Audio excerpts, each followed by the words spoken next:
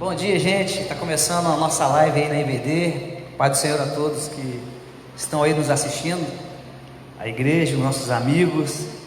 E como sempre, nós fizemos no domingo passado a nossa IBD em formato de bate-papo e voltamos hoje a fazer a mesma coisa, mas só que vai ser uma conversa um pouco mais rápida, porque seguido nós teremos aí a consagração da ceia, e eu creio que vai ser um momento também bem importante aqui. A gente está falando sobre esses assuntos que têm ocorrido, né, na atualidade aí, e a gente vai conversar aqui, eu, pastor, e na medida que a gente for conversando, se alguém quiser interagir aí nos comentários, a gente vai estar à disposição. Não sei se vai dar para responder os comentários todos, mas a gente, na medida que for possível, a gente vai estar conversando sim e respondendo aí alguns comentários. Então, nós tivemos algum contratempo aqui por causa de alguma aparelhagem aqui, mas estamos voltando numa boa. Não sei se o som está chegando bom aí, não sei, mas tomara que sim. E aqui conversando com o pastor mais uma vez, né, pastor? Bem legal a gente estar aqui conversando, interagindo com as pessoas. Eu creio que vai ser um momento bom, um momento de bênção. Irmãos, graça e paz, estamos nessa live de EBD, que seria o nosso primeiro contato numa Páscoa. Mereceria louvor, muita festa, muita vibração, né? Mas dadas essas condições que nós estamos, nós precisamos entender o que é importante de ser feito. Estamos querendo conversar de um assunto que é bastante pertinente, porque estamos vivendo um tempo diferenciado, onde há o isolamento declarado, não é só no Brasil, no mundo inteiro, né? E todos estão se adaptando. Nós também, como igreja, estamos aí adaptados, né? E cremos que no retorno disso nem voltaremos a ser aquilo que normalmente éramos, porque toda essa situação no mundo vai obrigar algumas mudanças, né?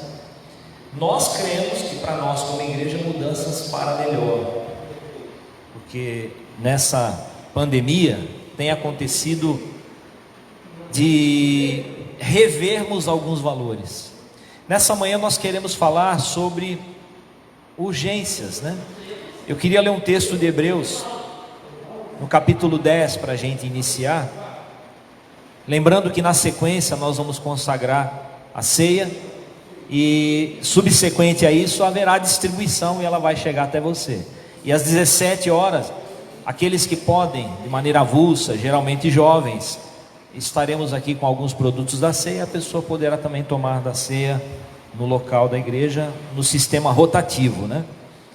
Hebreus capítulo 10, a lembrança do que aguardamos, verso 37, diz assim: porque ainda dentro de pouco tempo, aquele que vem virá, e não tardará, né? A palavra de garantia, de quem nós esperamos nesse tempo de angústia.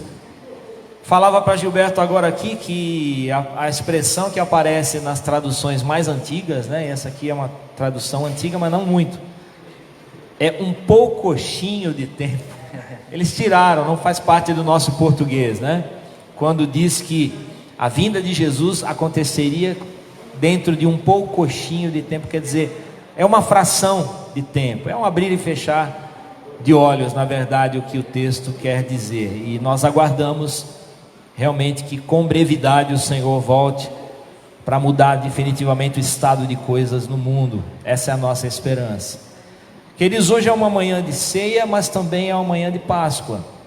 O calendário reservou que nesse momento em que estamos também é uma manhã comemorativa.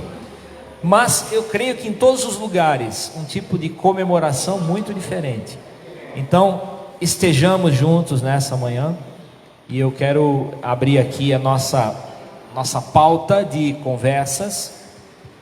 já com uma questão que está dentro daquilo que já estamos estudando na escola bíblica dominical. Temos estudado o Apocalipse muito antes dessa situação toda acontecer sobre o mundo. As lições que havíamos adotado, todas elas, né, voltadas para destrinchar o Apocalipse. O nome da revista é como mesmo, Gilberto? O nome da revista que temos usado, né? É Apocalipse mesmo. É Apocalipse, né? Dividido ali, baseado nas cartas às igrejas, que está lá no Apocalipse. Temos estudado, esse estudo foi interrompido por isso, mas nós decidimos assim dar uma ampliada e uma contextualizada, porque falar de Apocalipse e o que está acontecendo, não tem como não associar, né? Por isso que separamos aqui pelo menos 4 perguntas, que a nossa intenção é uma reflexão acerca disso, e não necessariamente responder, porque são perguntas de difícil resposta. Então eu queria colocar aqui a primeira pergunta que temos para uma conversa: como Deus usou as pragas na Bíblia? Algumas pessoas estão chamando isso, né, Gilberto? É uma praga, quando vai cessar a praga? Quem não tem um olhar sobre a Bíblia como um todo e não conhece a palavra, vai achar estranho que o crente esteja chamando uma pandemia ou uma Covid de praga, e na verdade é porque isso tem uma raiz cultural. A raiz cultural é porque no Antigo Testamento, principalmente, muitas situações que aconteciam às pessoas e ao povo de Deus, em alguns momentos aos inimigos de Israel, eram tomados como pragas, e pragas divinas. Elas surgiam, né, da parte de Deus, e muitas vezes como disciplina ou manifestando a sua ira. Mas como Deus usou essas pragas?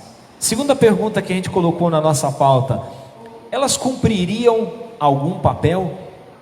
As pragas divinas, né? Ou esses juízos de Deus através de coisas naturais que acabam incidindo sobre populações, isso teria algum efeito disciplinar? Isso cumpriria algum papel, né? Então, deixa eu ver o que o meu companheiro aqui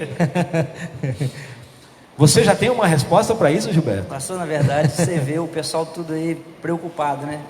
E alguns falam, deve ser castigo divino, outros... Castigo é a palavra que aparece. Acha que é uma coisa normal, né? Natural, e que mais cedo ou mais tarde vai acontecer, né? E se a gente procurar na história, e até mesmo nas páginas da Bíblia, a gente vai perceber que esse fenômeno não é novo, né? Vem de muito tempo atrás. Os surtos, né? Surto, tinha isso, né? Na época ali, bíblica, né? A gente cansou de ver isso aí. A gente, principalmente no Antigo Testamento, ali no... Sim. Por exemplo, as 10 pragas do Egito. Começa com elas, né? Sim. Começou ali. A questão toda é, por que isso acontece? É Deus que faz isso? Ali nós percebemos, ali por exemplo, nas pragas do Egito, que foi exatamente Deus que fez aquilo ali. Para quê? Ali foi para que o nome dele fosse glorificado, que o nome dele fosse conhecido entre as nações. Verdade. E o incrível que toda vez que tinha, né, aquele surto de pragas, Israel não era, né, afetado. Não era afetado. Então uma coisa assim que isso nos traz um alívio, porque nós, como povo de Deus, nós devemos nos apegar a isso também. Verdade, bem lembrado. Porque às vezes a gente fica tão preocupado, e é para preocupar, né? Essa doença, esse vírus tem matado. No Brasil, acho que já passou de mil e pouco já. 1.124, se eu não me engano. Mas nós vemos que nos Estados Unidos já bateu a Itália, né? Sim. Está muito mais. Então, claro que parece que as outras doenças cessaram, né? Todo mundo está esquecendo do restante. Não, parece que é incrível, só tem essa doença, mas a vida continua. Outro dia eu estava ouvindo em Alagoas, lá no estado de Alagoas, no mês de março morreu 2 pessoas, né, de Covid-19, e morreram 98 pessoas De outras. de assassinato. Tiro. Aí a pergunta que o pessoal já começa a fazer meme, né? E qual é o meme? O que eu devo usar? A máscara ou o colete? Colete à prova de bala. Então a gente sabe que é uma doença, uma coisa contagiosa, né? Precisamos Mas ficar assim, atentos. claro que nós devemos de ter os cuidados, mas nós como povo de Deus devemos que confiar mais em Deus, né?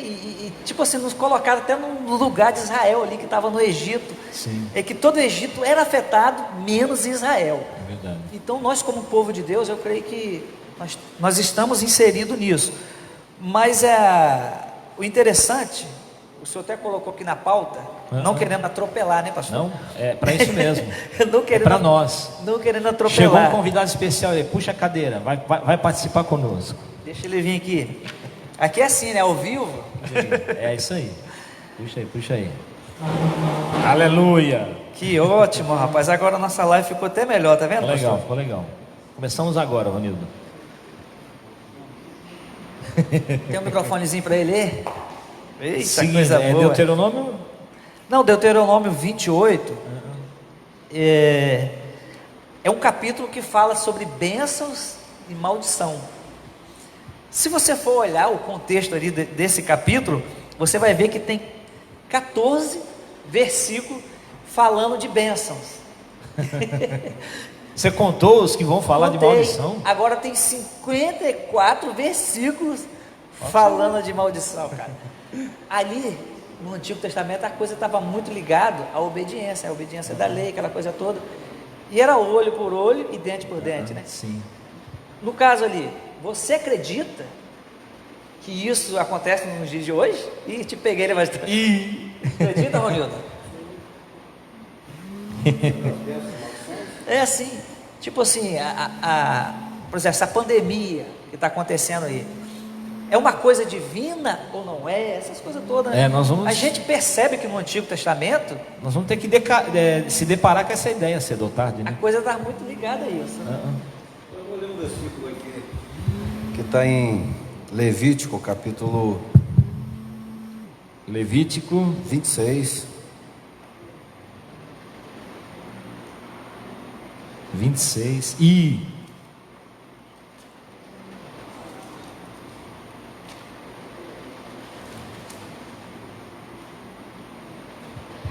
Levítico 26? Levítico 26, versículo 14 diz assim: mas se não ouvirdes e não cumprirdes todos esses mandamentos, e se rejeitardes os meus estatutos, e a vossa alma se enfadar dos meus juízos, não cumprindo todos os meus mandamentos, para invalidar a minha aliança, então eu também vos farei isso. Porém sobre vós terror, a tísica, a febre ardente, que consuma os olhos, atormentem a alma, e semeareis em vão a vossa semente, pois vossos inimigos o comerão. Pois bem, você me perguntou se isso é de Deus ou não é de Deus. Juízos de Deus sempre veio sobre a terra. E uma das causas dos juízos de Deus vir sobre a terra significa que nós estamos, ou seja, uma das causas dos juízos de Deus vir sobre a terra todas as vezes é porque houve uma quebra de aliança com Deus, principalmente nas questões dos mandamentos. O fim da lei é Cristo? A lei findou em Cristo, ele veio e cumpriu a lei. Mas e as leis, por exemplo, moral? As leis de relacionamento que Jesus nos que Deus nos 10 mandamentos nos deu, e que elas não foram abolidas. Não foram abolidas. Quer dizer, o Evangelho da Graça acaba aqui voltando para os 10 mandamentos, você acha? Não, você está me fazendo uma pergunta meio complicada aí. A minha questão não é essa. Mas a questão é lei ou é graça? É lei ou é graça? Não, a questão de santificação Não, nós não estamos falando com respeito à salvação aqui. Nós estamos falando sobre questão de se essa epidemia ou pandemia, ela é divina, ela veio de Deus, ela é um juiz de Deus ou não. É essa a questão, não é? Essa é a então questão. veja bem, nós quebramos algumas leis de Deus. Por exemplo, quando você fala em não matar, foi abolida essa lei? Não. De forma alguma. Foi abolida. Não foi, né? Quando você fala em cobiçar, Não foi não abolida. foi abolida. As leis morais, por exemplo, Ela se mantém.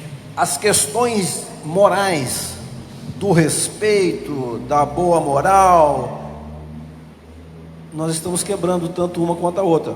Hoje, onde se morre mais gente? Qual é a área em que morre mais gente? Por exemplo, nos Estados Unidos.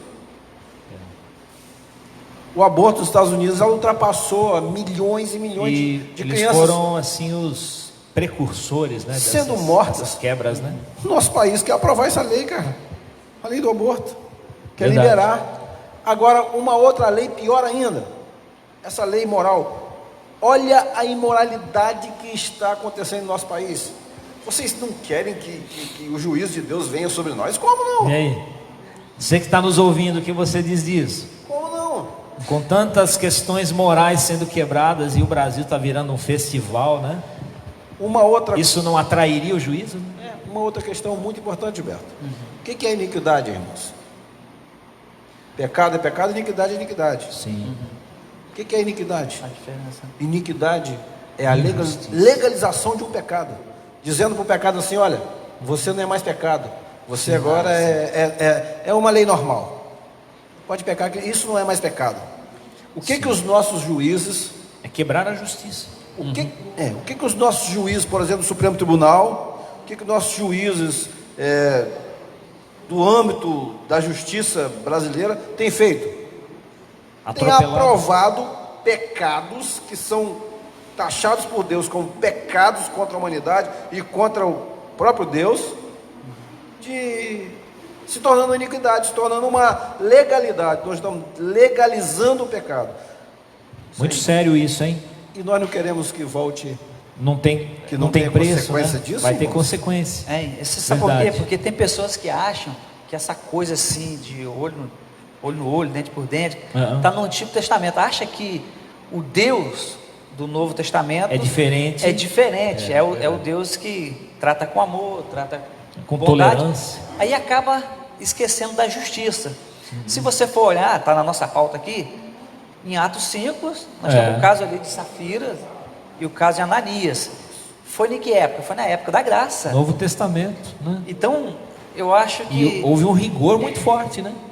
Eu acho que... Houve mentira, houve ali uma certa politicagem deles dois que queriam, Ananias e Safira, que está em Atos. Atos Novo 5. Testamento, né? Eles queriam ficar bem com o povo, aparecer para o povo, queriam ficar bem com os líderes.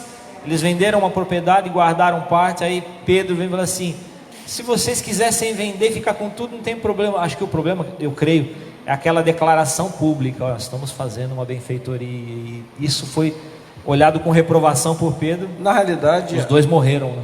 Na realidade, esse texto aí, algumas pessoas trazem para nós hoje, como se fosse assim: ele negou o dinheiro que pertencia a Deus. Não é não é nada isso. disso. Se eles tivessem ficado com o dinheiro deles, era É deles. isso, Poderia fazer o que eles quisessem fazer. O grande problema que esclarece muito ali é a mentira. Mentira A mentira. E aquela ideia, né, de que você faz da igreja quase uma plataforma de propaganda pessoal. Isso. Né? Era o Eles status, queriam ficar bem, né? Era o status. Agora, Morreram. por exemplo, que está sendo baseada a nossa justiça hoje, ela está sendo baseada, a justiça brasileira está sendo baseada em quê? Em Mentira, iniquidade. irmãos. E mentira. Na mentira. E nós não queremos que o juízo de Deus venha sobre nós. Essa aula está ficando séria Isso mesmo. não foi o primeiro. Essa não foi a primeira. Não foi a primeira pandemia. E já estamos nisso há muito tempo, é verdade. Isso não foi a primeira. Você acha não que vai ser a última. é o juízo de Deus? Provavelmente não. Acho que com certeza eu digo para vocês que isso é juízo de Deus sobre nós. Antes da gente finalizar realmente essa questão de se isso que está acontecendo é juízo de Deus, Gilberto lembrou aqui daquilo que está em Deuteronômio 28, é um paralelo que Ronildo acabou de ler também em Levítico, né? Mas assim, eu fiz um levantamento aqui de coisas que sucediam às pessoas na antiguidade, e está alistado na palavra, ó, infestações variadas, né? Ratos, piolhos, né? Insetos, serpentes, gafanhotos, são infestações. que vinham associadas a muitas doenças, né? Pestilências. Pestilência, na verdade, eram aquelas mortes súbitas de um grupo grande de pessoas que possivelmente, né, os autores bíblicos, os comentaristas bíblicos dizem que é muito ligado ao que se comia. É a chamada mal-estar por conta de bolor, por conta de comida estragada ou água contaminada, né? Então, aconteciam pestilências. Tumores, né? No caso, os filisteus, né, foram alvo de tumores quando retiveram lá a Arca da Aliança. Pruridos, que são coceiras, vermelhidões, algumas situações que lembram até insolação, mas Deus assume como Ele mesmo que despertou aquilo no meio do povo, para vocês verem que há um leque muito grande, né? Úlceras, que é diferente dos tumores, né? Seriam feridas e não com bolhas, né? Então, a maioria disso tudo é descrito na Bíblia como fruto de uma medida punitiva de Deus. Então, nós temos que olhar tudo isso e fazer uma avaliação realmente desse histórico que estamos tendo. O Ronildo falou a palavra iniquidade, ela é a palavra adequada mesmo, Ronildo, porque iniquidade também é quando você quebra a justiça. Quando você quebra a justiça. E o mundo vive em iniquidade e o Brasil tem um surto de iniquidade já tem uns 20 anos. Precisamos rever isso daí, né? O Congresso e o Senado nos mostra isso, né? Eu acho uma coisa interessante que o senhor está falando aí dos insetos. Lá na África agora, alguns países africanos, teve uma onda de gafanhotos. E já teve outras antes, mas era daquele menor. Mas só que agora veio daquele maior. Bitelo. Cara, fez uma arruaça ali naqueles países. De acordo com a pesquisa feita, eles devoraram em 30 segundos uma quantidade de grãos que sustentaria, parece que era 25 ou 30 mil pessoas. Exatamente. Então é um negócio assim bem violento. Pelo que eles estavam falando, é muito pior do que a Covid-19. É sério, eles estavam falando lá. A fome que vai gerar. Então, cara, eu acho que isso tudo realmente é juízo. Só que tem um problema, pastor. Não sei se é problema, se é solução, mas às vezes a gente não entende os decretos de Deus. Às vezes a gente não entende a soberania de Deus. E muitas vezes a gente quer até defender Deus. E às vezes a gente fala assim, não, isso aí foi permissão de Deus. Sim. E a gente começa a usar isso, um eufemismo, né? Para poder não falar que foi Deus que fez aquilo. De repente, e quando na verdade quando na verdade é Deus derramando o juízo dele sobre a terra por causa do pecado. Quer ver um versículo que prova isso? Romanos 1. Sim. Romanos 1,18 diz assim: porque do céu se manifesta a ira de Deus sobre toda impiedade e justiça. Veja bem, se manifesta sobre quem? Sobre toda a impiedade e injustiça dos homens que detêm a verdade em injustiça. O que é que está acontecendo no mundo inteiro, irmãos? Olha o que está acontecendo no nosso próprio país. Eu não quero antecipar a resposta se essas pragas vêm de origem divina, porque a palavra já declara. Mas olha só, digamos que uma aldeia, todos se convertam e sejam fiéis e sejam assim zelosos e cumpram os princípios da palavra, e de repente ali vem na colheita deles uma praga, ou eles acabam sofrendo alvo de uma epidemia de alguma coisa, né?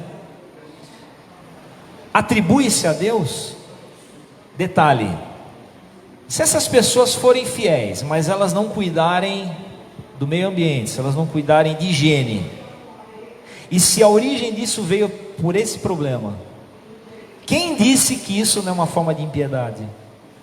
Quando não se preocupa com saneamento, quando não se preocupa com a saúde coletiva, né? Quantas situações no Brasil que era para que o saneamento básico estivesse perfeito, mas por conta de extravio de verba, de roubo, o saneamento não é aquilo que se sonhava, e daqui a pouco as pessoas começam a ficar doentes. A origem é pecado, a origem é o mal. Então, de qualquer maneira, a gente tenta não atribuir a Deus, mas nós damos voltas, e a gente vai ver que nasce da própria condição humana pecaminosa, e aí, é claro, Deus vai mover realmente situações assim para que acordemos e tomamos uma providência. Eu creio que isso acaba liquidando bem, né, essa questão da origem das pragas. No Novo Testamento existem alguns acenos, algumas alusões a isso tudo, mostrando que a ira de Deus continua sendo a ira de Deus. Nós não podemos descartá-la jamais. Do mesmo jeito que não podemos descartar o amor de Deus, nós não podemos descartar o juízo, a justiça e até mesmo a ira, né? Romanos 1,18, mencionado pelo Ronildo. Já falamos do caso de Ananias e Safira, que ali foi uma manifestação de justiça, né? Tem um caso interessante em Atos 12, quando o rei Agripa, esperava-se ali que ele voltasse e adorasse ao Senhor e glorificasse o Senhor, coisa que não foi feita por uma justiça imperfeita, e diz o texto que ele morreu comido de vermes, e a procedência disso é que veio de Deus, né? Herodes Agripa, ele foi fulminado por reprovação de Deus, né? Então, eu não levantei outros. Se vocês têm algumas outras situações, de repente vale lembrar, né? Mas no Novo Testamento não está descartada a origem, né, de pragas, a origem dessa justiça ou desse juízo divino, porque haja visto o Apocalipse vai ser um festival de juízo, né? Tanto quanto lá no Êxodo, né? Que já começou, né, pastor? Na realidade, aí sim, de dores, né? Exatamente, isso o princípio de dores, as dores do parto começou a dar sinais aí, né? Isso nos coloca dentro do cenário, né? Gilberto falou sobre a gente tentar amenizar, assim, não, Deus não vai fazer isso, Deus não vai mandar fogo do céu, né? A gente pensa assim, mas há 3 observações que eu anotei na nossa pauta. Alguns autores dizem assim, a leitura que os homens faziam de Deus era como se ele fosse muito humano, isso chama antropomorfia, né? Então, aí eles acabam categorizando essas manifestações de ira de Deus do Antigo Testamento como se fosse uma leitura antropomórfica de Deus. Ele está agindo, dando forma a Deus. Mas a Bíblia diz que Deus não é homem para que minta, então não adianta pensar que ele vai agir como pessoas, né? Essa antropomorfia não é uma boa desculpa.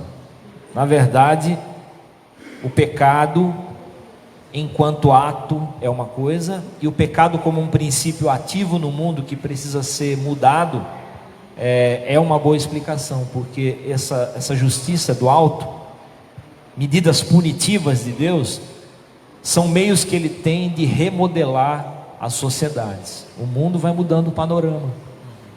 O homem poderia fazer diferente e não faz. Então vem Deus até mesmo com cativeiros, né? Porque os cativeiros que estão na palavra, quando um povo é levado por outro e fica ali sob domínio, até isso é tratado na palavra como uma medida de Deus para remodelar uma sociedade. O Israel que volta do cativeiro acaba sendo um Israel mais quebrantado. Os profetas, né, revelaram muito, Isaías, Jeremias, que muito da finalidade de levar um povo cativo. Então colocamos no mesmo pacote aí, juízo de Deus através de guerras. Guerras também são meios de Deus exercer ali a sua disciplina coletiva com nações, primeiramente tratando com Israel, e é claro que sabemos que todas as nações estão debaixo desse método de Deus, né? Pastor, se isso que está acontecendo for para tratar com a igreja, já que nós estamos no fim, praticamente, né? Estamos na época apocalíptica. Sim. Considerando isso, vocês acham que a igreja vai passar por esse período de, vamos dizer assim, de um renovo? Vocês acham isso? Ou Eu tenho talvez não, porque nós estamos chegando ao final de uma era. Eu tenho para mim, que as pessoas que falam isso, eu quero que isso aconteça, né? Que a gente É o tenha teu um desejo. avivamento de fato. Um avivamento não é movimento dentro da igreja, é um De avivamento, arrependimento, né? De mudança de direção. Isso aí. Exatamente, mas é um avivamento que vai mexer com o Senado, que vai mexer com o Congresso, que vai mexer com os governantes, vai mexer com tudo. Esse tipo de avivamento. Mas se você for olhar para o outro lado, parece que a coisa não está caminhando para isso. Claro que o papel da igreja ele é fundamental nisso, né? Mas, por exemplo, nós vivemos num país de cristão, né? Já foi de 90 e pouco por cento, se eu não me engano agora está quase 90%, não está 90% mais não. O que está acontecendo? Vocês acham que tem como melhorar ou não tem como? Eu acho, cara, que está difícil. Eu acho que o cenário, a peça teatral, né, os decretos de Deus, assim como ele começou ali no Gênesis, quando botou o povo para o Egito, quando colocou que o povo ia sair do Egito, aquela coisa toda. Depois falou que o povo ia para o cativeiro, depois falando do Messias, e até os dias atuais. O cenário, para mim, a cortina já está fechando. Gilberto, então, está situando o nosso momento como se estivéssemos muito dentro da reta final. Da reta final das coisas, né? Mas voltando um pouquinho só, Gilberto, para a gente até volta a esse assunto, para entender melhor os métodos de Deus. Vocês já colocaram filhos em disciplina? Em algum momento? Na infância deles? Foi necessário em algum momento? Sim. Foi? Segunda pergunta: vocês ficaram tentados a antecipar assim o alívio da disciplina imposta? Fica lá naquele quarto e não sai de lá até Todas as vezes. fazer a lição. Todas as vezes que E até o fim? Não, todas as vezes que a gente fazia isso, a Cristiane fazia isso, havia uma certa tendência a antecipar, a tirar do castigo antes da hora marcada. Não é? É que é verdade. Isso sempre tem, né? Agora, olha a sabedoria de Deus. Deus é sábio. Pensa bem. Vocês acreditam que Deus imporia uma disciplina, ou seja, juízo, no meio da coisa, e olhar assim e falar: mas eles são tão cheirosinhos, tão bonitinhos, vamos parar com isso aí. Então, irmãos, presta atenção. O nosso desejo tem dito assim: que essa pandemia, isso tudo cesse, né? Mas estamos orando, Deus vai nos liberar. A pergunta que tem que ser feita é: aquilo que ele começou a fazer, já cumpriu o papel? Então é bom nós nos prepararmos para um tratamento meio longo, até porque a própria ciência já está mostrando que a sociedade não vai voltar do mesmo jeito, não tem como arrumar a casa da noite para o dia. Mas eu enxergo que o tratamento de Deus vai ter que ser muito longo para consertar uma igreja toda errada como vinha. Concorda? Não adianta um susto nesse caso. É como você colocar um filho de castigo e depois suspender o castigo.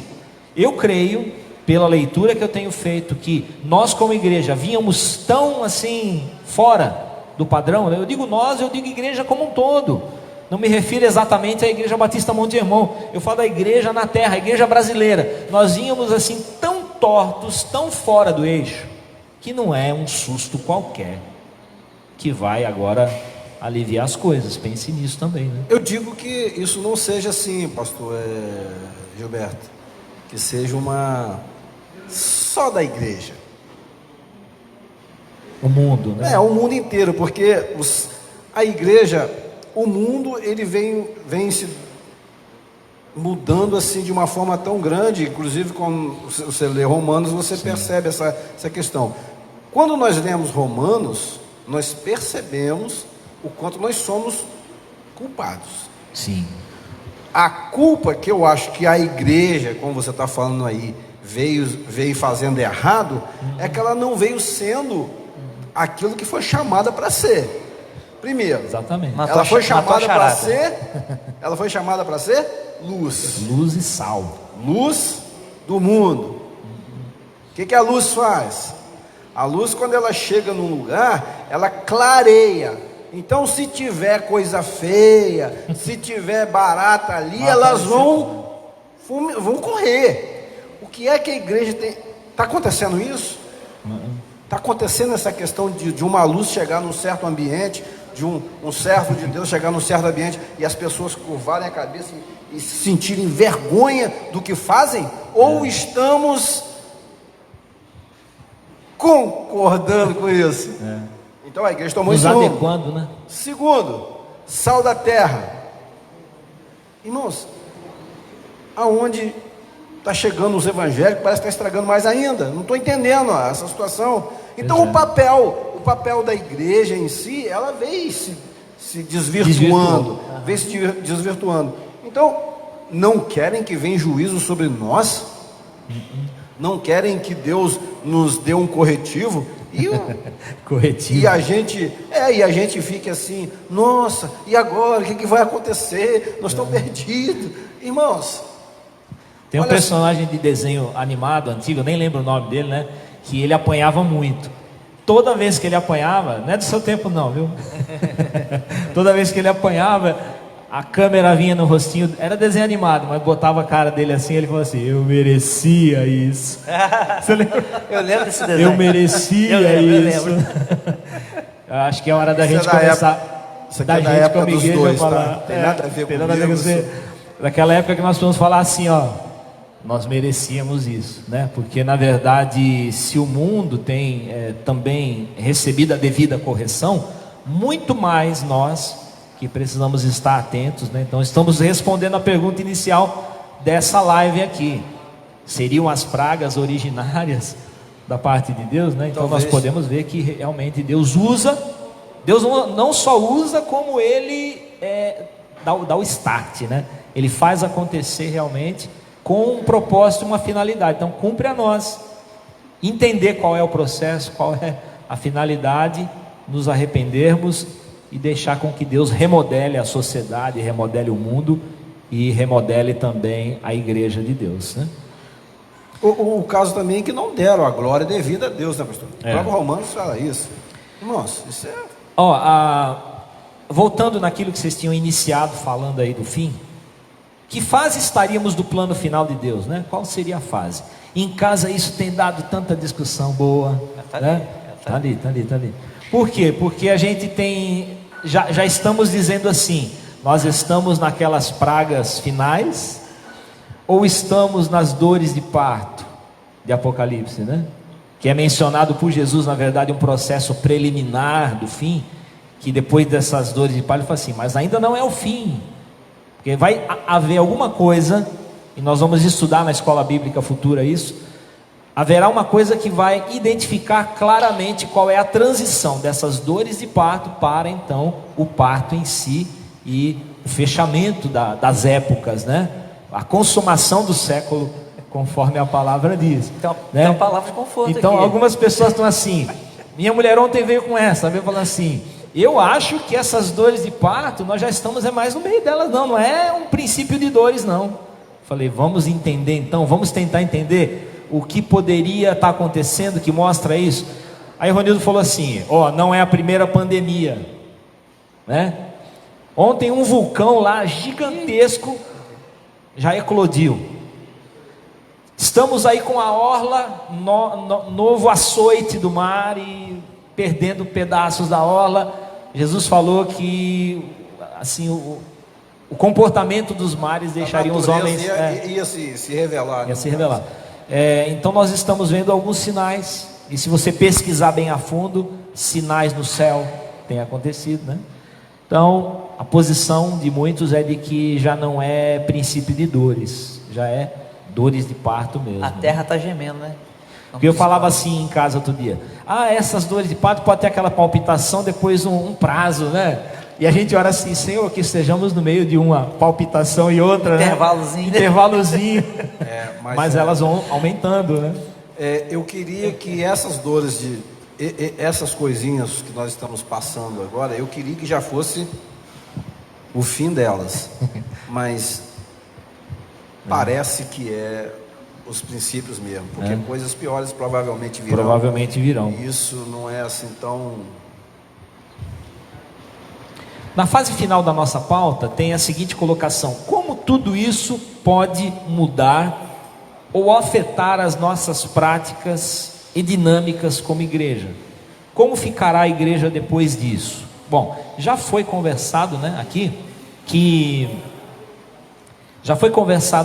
é impossível que se tenha uma igreja normal, um mundo normal a partir dessa pandemia. Moralmente nós sabemos onde devemos e o que devemos fazer. Iniquidade, impiedade, corrupção, nós sabemos disso. E estamos assim, está ficando cada vez mais claro para nós que não apenas nós não podemos nos enquadrar nesse perfil, como também temos que interferir para que o mundo não esteja debaixo disso tudo. Mas eu quero me ater com essa questão última, as práticas como igreja, a rotina como igreja, até mesmo o modus operandi como igreja. Será que culto tem que ser do mesmo jeito, Será que cultos tem que ser daquele jeito que a gente conhece, que acaba sendo como um exercício muito confortável, eu vejo, E será que até nisso Deus não está procurando mudar? O que vocês acham? Vai ser possível voltar às mesmas coisas de antes? Aparentemente inofensiva. Tomara que não continue esse negócio de live, Tomara que não continue. Vai que essa moda pega. É verdade, a live ela é necessária, mas ela não pode ser a regra, pode ser direto, A live é verdade, essa mudança. Eu acho que essa questão só vai servir para uma coisa, para revelar aqueles que são os filhos da luz e aqueles que são os filhos das trevas.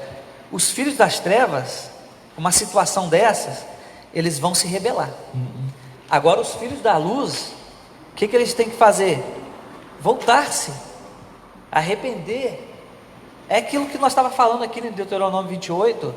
Por que estava havendo maldição ali? Porque eles estavam deixando de cumprir o mandamento, entendeu?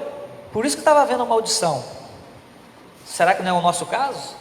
Ou o caso da igreja hoje em dia também? Sim. Por exemplo, uma questão que eu vejo, hoje em dia nós estamos assim, joia, 45 pessoas assistindo. Ô gente, continua firme aí, tá? E desperta o teu vizinho, teu filho, vai chamando aí que daqui nós vamos ali fazer a consagração dos elementos para a ceia, ok?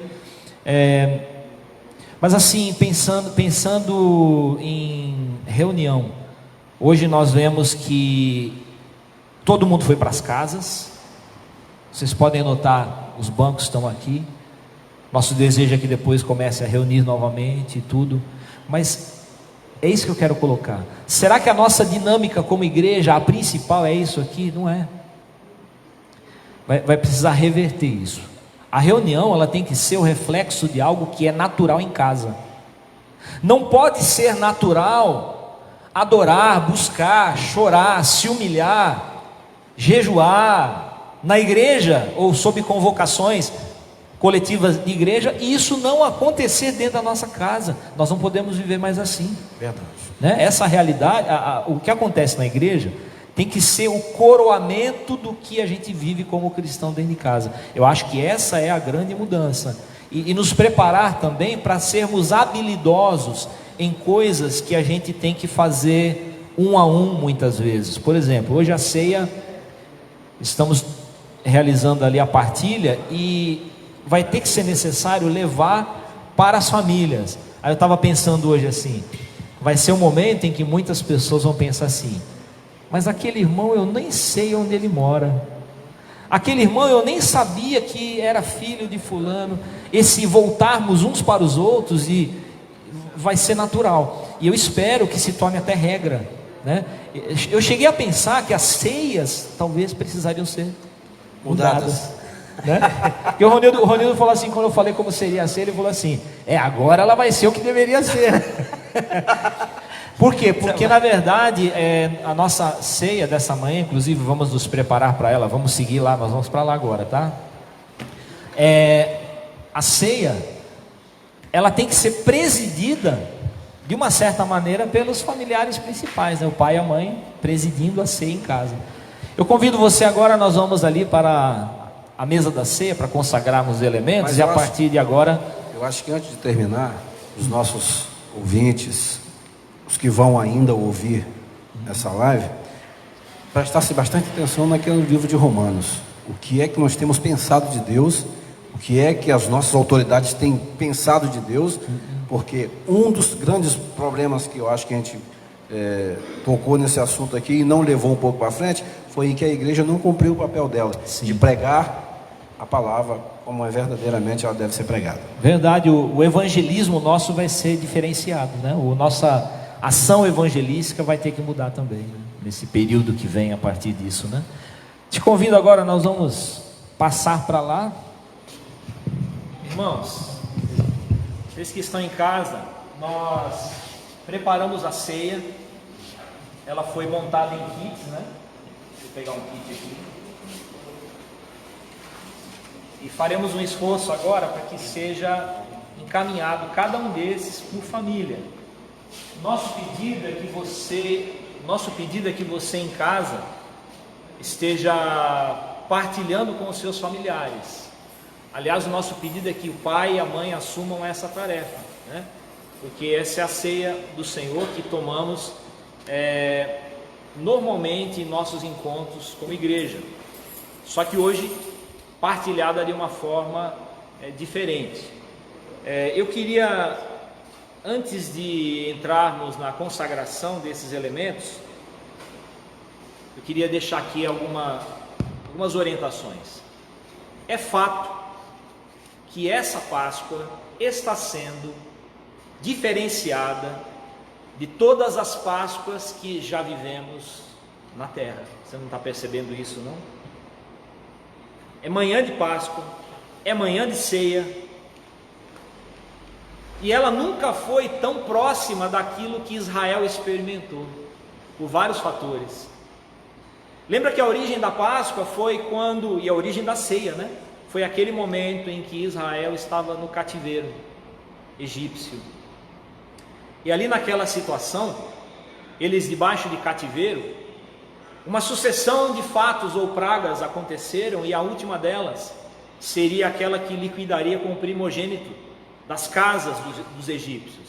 Mas Israel deveria também se comportar com as orientações que foram dadas.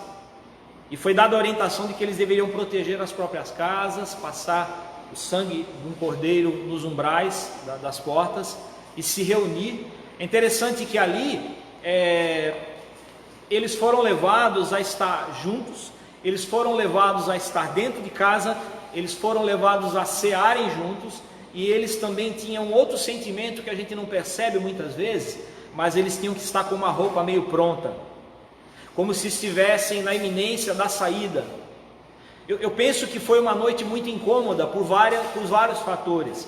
Primeiro fator que tornou aquela noite incômoda, o fato de que eles estariam meio celebrando, comendo juntos, celebrando uma saída, mas eles podiam ouvir tudo aquilo que acontecia ao redor. Já haviam famílias lamentando a perda dos seus primogênitos. Os egípcios choravam, Israel estava reunido dentro de casa, e o anjo da morte foi passando por aquele lugar e cumprindo o papel para o qual Deus havia designado. E as famílias tiveram que esperar aquele momento onde a praga cessaria, eles sairiam dali e já estariam em liberdade, indo em direção à terra prometida. Eu percebo que a Páscoa de hoje e a ceia de hoje nunca esteve tão próxima, né, por questões assim, do paralelo que pode ser achado, nunca esteve tão próxima daquilo que foi vivido lá na origem, lá naqueles dias em Israel. Mas tem algo interessante também. Se pegarmos a Páscoa de Cristo, aquele momento em que a sexta-feira foi o momento em que ele se ofereceu para o sacrifício, e depois passou um tempo sepultado depois da cruz, e no domingo foi o dia da sua ressurreição. Eu lembrei de um fato muito interessante, que os discípulos, uma vez que Jesus no Calvário foi ferido e foi morto, a palavra diz assim que eles se espalharam. O único que ficou foi João. amparando a própria mãe de Jesus. E eu lembrei que depois disso, qual foi o caminho daqueles discípulos? Eles se esconderam. Eles procuraram um lugar onde eles estivessem juntos. E eles ficaram ali meio que ansiosos, meio que preocupados, meio que tristes. E as mulheres foram fazer os cuidados do funeral. Eles foram embalsamar, foram fazer aquele amparo que era dado a um corpo que está no sepulcro, onde se levavam especiarias, e todos esses cuidados eram costume da época. E elas ouviram da ressurreição do Senhor, elas foram as primeiras, e elas teriam que sair dali com uma nova perspectiva das coisas. Elas sairiam daquele sepulcro com uma visão diferenciada da vida e anunciariam o evangelho daquele que ressuscitou. Só que eles estavam num lugar, todos escondidos, todos atemorizados. Um deles chama a atenção. No evangelho de João é dito que Tomé era aquele que é tido por um incrédulo, e ele dizia assim: só vou acreditar quando eu puder tocar e ver com os meus próprios olhos.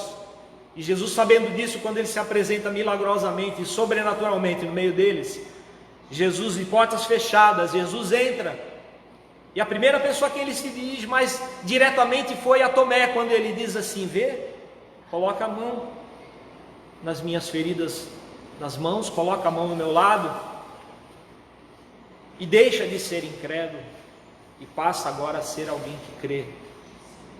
Queridos, quantos paralelos importantes nós não estamos vivendo nessa ceia de hoje e nessa Páscoa de hoje. Porque, do mesmo jeito, talvez você esteja assim nessa manhã, atribulado, angustiado, preocupado, assustado, com medo, a morte está lá fora, os problemas, o que vai acontecer conosco. Mas eu te digo, não é a ceia que vai chegar à tua casa, o Senhor já está na tua casa se manifestando nessa manhã. E eu queria que essa ceia tivesse esse sabor de socorro. Jesus foi em direção aos discípulos naquela situação, certamente porque os amava muito, e eles precisavam mudar o ânimo, mudar o espírito, ter contato com aquela nova realidade do Cristo ressuscitado. Que nesses dias difíceis, essa ceia tenha esse sabor. Que nesses dias difíceis, essa Páscoa tenha esse sabor. Que a vida verdadeira, Jesus, esteja entrando na tua casa definitivamente. Mesmo que ela estava trancada para isso, mas Ele quer entrar, e Ele vai entrar. Eu convido a quem estiver aqui agora, nós vamos consagrar os elementos da ceia, e nós vamos nos espalhar, e você vai receber na tua casa. Quero reforçar que de 17 horas em diante, aqueles que vivem só, jovens, se quiserem um tipo de revezamento vir, haverá aqui uma parte da ceia disponível, porque nós estamos destinando às famílias, mas pode ser que você pertença a uma família que não está ligada à igreja. Então, avulso, assim, pode vir, é uma opção à tarde, a partir das 17 horas, para que tenha a sua ceia disponível aqui. Mas as famílias receberão esse kit, e nós vamos consagrar agora esses elementos, e eu te convido também a orar nesse momento em casa. Feche os seus olhos em casa. Eu vou pedir que todos aqui fiquem de pé. Nós vamos consagrar os elementos da ceia nesse momento.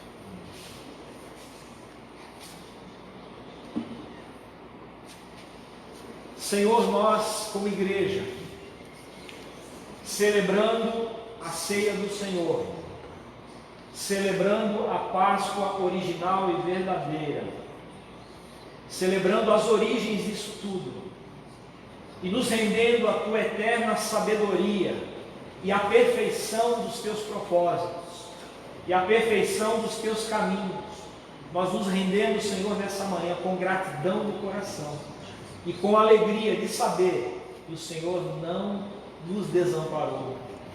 Senhor, nós nessa manhã nos voltamos e adoramos o teu nome santo e bendito. Nós como igreja, Senhor, nos sentimos acolhidos pelo teu Espírito.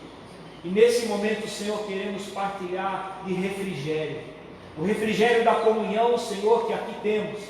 Que as casas dessa igreja, as casas da igreja de Deus, também estejam vivenciando nessa manhã, Senhor. E que isso se multiplique, gerando força, gerando, Senhor, alegria. Senhor, ainda que haja um clamor de morte, de medo, de desespero, Senhor, nas ruas, nós, contudo, nos alegraremos no Senhor, porque o Senhor é a nossa alegria, a nossa fonte. Então, Deus, recebe adoração e louvor da boca do teu povo nessa manhã. Nós oramos assim, consagramos, Senhor, o pão, consagramos, Senhor, o suco da videira, como elementos de força na nossa vida, que lembram a aliança que foi feita contigo. Na verdade, o Senhor fez essa aliança conosco e pediu que rememorássemos. E estamos aqui para isso, Senhor, e consagramos para que cada casa desfrute igualmente, Senhor, da comunhão. E que haja comunhão entre pai e filho, que haja comunhão, Senhor, dentro dos lares. E que o Senhor use essa situação toda para ministrar vida em abundância. Nós te agradecemos e exaltamos o teu nome nessa manhã e oramos nessa manhã em nome de Jesus.